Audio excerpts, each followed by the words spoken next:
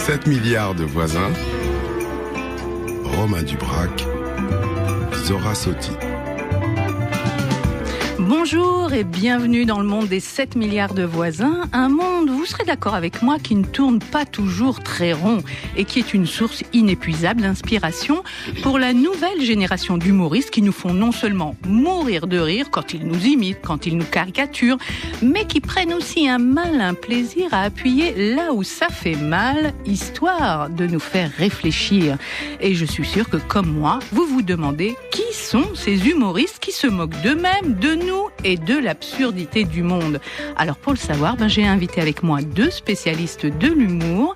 Aline Zomobem, comédienne, humoriste franco-camerounaise, artiste de talent, qui n'a pas sa langue dans sa poche et qui ne manquera pas, j'en suis sûre, de répartie face à mon deuxième invité, qui est un hôte de marque, puisqu'il s'agit, tenez-vous bien, du président fondateur de la République très très démocratique du Gondwana, alias Maman. Je vous propose maintenant d'aller faire un tour dans un petit théâtre parisien qui se trouve dans le quartier du Marais. Maman, vous le connaissez, Aline aussi certainement, c'est le Point Virgule. C'est une salle où ont débuté des humoristes qui sont vraiment très connus aujourd'hui. Élie Kakou, Pierre Palmade, Florence Foresti. Et des années après, le Point Virgule tient toujours à sa mission de découvreur de talent. Ah voilà, ça va vous rappeler des souvenirs. Le Point Virgule organise des auditions pour les humoristes en herbe. Aujourd'hui, on va écouter Carole Guinel, Katia Doris et Charlie Clark. Ils ont eu la chance d'être sélectionnés. 3 humoristes débutants qui, pendant qu'ils étaient en coulisses, se sont confiés au micro de notre reporter Alice Milo. Oui, faites attention juste quand vous rentrez sur scène en coulisses à court, il y a les accessoires tout le magicien qui sont sur pied, un peu fragiles. Ouais, donc ça marche? pousser les murs, quoi. Surtout pas rentrer dans la coulisse à court. Ouais. C'est bon? D'accord. Le message sur répondeur, ça donnait ça. Bonjour, vous êtes bien, c'est nanana. Le message après le bip. Bip plein feu. Pour les lumières, t'as que ça. Et voilà. Et ça, c'est mon noir. Et la musique reste. On fait rentrer, merde. À tout de suite. Merci, bon spectacle. Merci, bon spectacle. Bonsoir. Merci. C'est l'histoire de ma vie. Je vous dis ça parce que je pourrais me retrouver dans le café le plus branché du monde. Et au bar, le sosie de Johnny Depp en plus beau. Bonsoir. Est-ce que je peux vous offrir un petit quelque chose en plus? Un petit quelque chose à manger, une petite grignote? Ah, c'est bon. C'est rédhibitoire.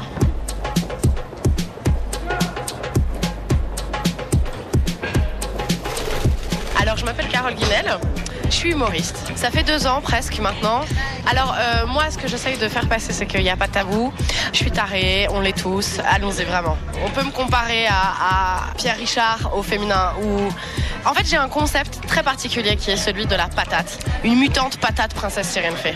Ouais. Quel est le rôle pour vous et la mission de la One Woman? Déjà de divertir avant tout. Je veux dire, on vit dans un monde de dingue et je pense que c'est important de pouvoir en rire. Plus le monde va mal, plus les humoristes sont des stars un peu. C'est un peu ça l'histoire.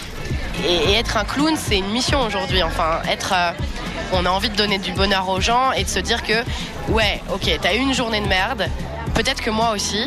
Mais à cet instant-là, on va oublier, on va se marrer ensemble. Si on arrive à rire de ce qui nous arrive de grave, c'est une forme de relativité, une forme de recul sur ce qui se passe. Et vous riez de ce qui va mal, vraiment? Mais c'est très fréquent, je veux dire, le chagrin d'amour, c'est quand même le truc le plus commun. Je veux dire, c'est la souffrance que tout le monde a vécu au moins une fois dans sa vie, qu'on soit riche, pauvre, vieux, grand, mince, petit, c'est le truc le plus général. Donc oui, évidemment, c'est quelque chose qui parle à tout le monde. Les claques qu'on peut se prendre dans la vie, j'en fais des blagues, c'est juste ça.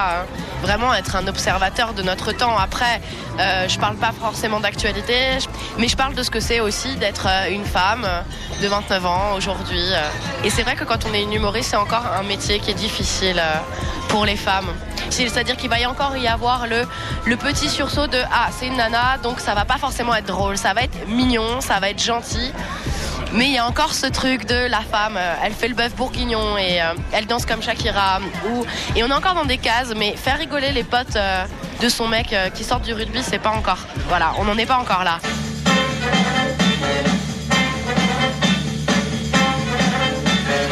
Salut à tous, je me présente, je m'appelle Charlie Clark et dans ma famille on est magicien de génération en génération. Voilà, moi je suis de la première génération, c'est aussi la première blague du spectacle. On va beaucoup rire ensemble pendant 3 heures, puisque c'est la formule que vous avez gentiment retenue. Alors, on a d'abord un magicien. Bon, aujourd'hui, il est beau gosse. D'habitude, il est comme vous. Normal. Ensuite, on peut rentrer dans le vif du sujet. Mesdames et messieurs, regardez bien. Watch! C'est un spectacle de magie en fait qui est tourné à l'autodérision et l'idée c'est de se moquer du côté ringard des magiciens et du côté un peu kitsch et de surjouer un personnage très prétentieux qui se prend vraiment pour une star de Las Vegas. Et au final, il y a quand même 2-3 moments où les gens rigolent, donc je suis assez content. Ça a marché aujourd'hui? Ouais, alors c'était la première fois que je passais sur la scène du point virgule. Vous êtes un jeune humoriste alors? Oui, voilà, on peut dire que je suis un jeune bébé du spectacle, parce que moi j'ai 25 ans. Et voilà, ouais, clairement, on fait rire, le divertissement, c'est mon kiff absolu, et c'est la meilleure drogue qui puisse exister, la drogue la plus saine en plus.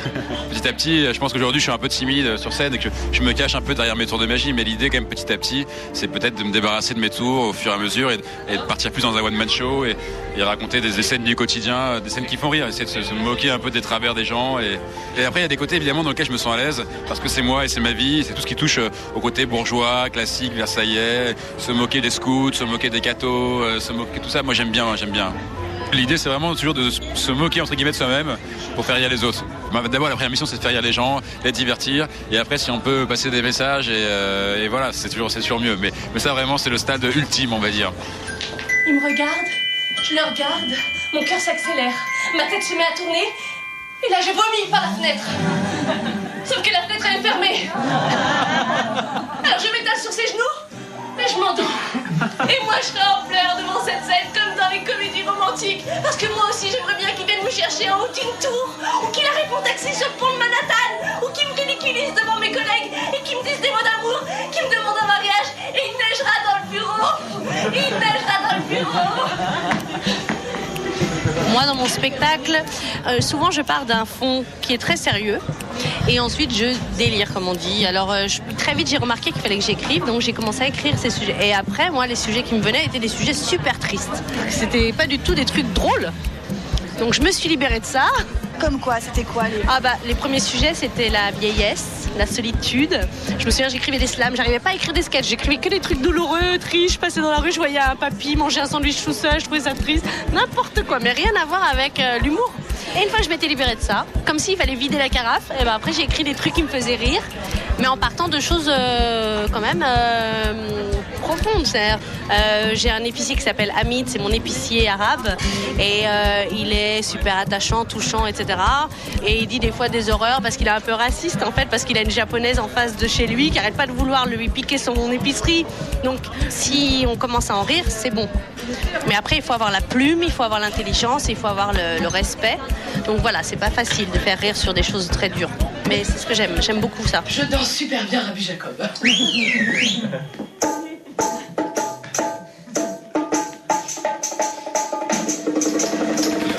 Eh ouais, c'est pas facile, hein, l'humour, Maman. Hein, mais je les trouve super sympas, moi, ces humoristes-là qu'on vient d'entendre. Ils sont fraîches, ils sont frais. Non. Moi, il y a quelque chose qui vous énerve, mais allez-y, dites-le, là. Ah non, moi, je supporte pas d'entendre... Bon, après tout, il y a du tout, mais je ne supporte pas que d'entendre un humoriste dire « Ah non, moi, je parle pas d'actualité, moi, je parle pas de politique.